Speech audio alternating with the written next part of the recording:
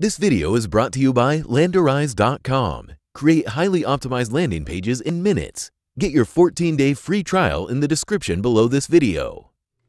Now we're going to dive into mobile targeting options. So imagine yourself promoting a newly made mobile game that consumes a lot of smartphones' resources.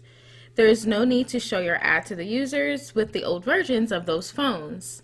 So you'll be looking for the guys with the newer models who are eager to test their phone abilities with the new games of the new generation.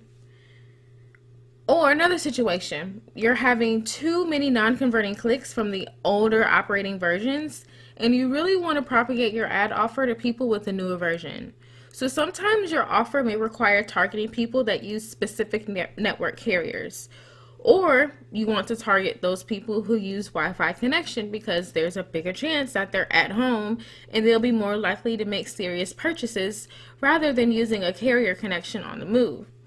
So the following guide describes traffic targeting options that are solely available for mobile traffic. And in order to get to these options, you're going to have to perform the following steps. First, you can get to it by editing the existing campaign by clicking the Edit button in the campaign's dashboard, or you can go about it by creating a new campaign in Zeropark and following the regular steps in the campaign setups.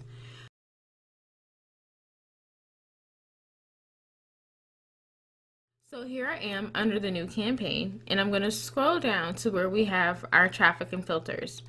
So currently I have it on desktop only. Very rarely are you going to run it on desktop mobile, and for this example we're going to do mobile only.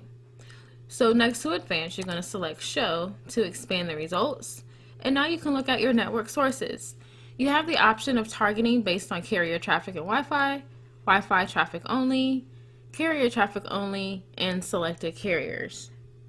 Now to the right you have your operating systems. So as you can see, you can currently target Android phone and Android tablet.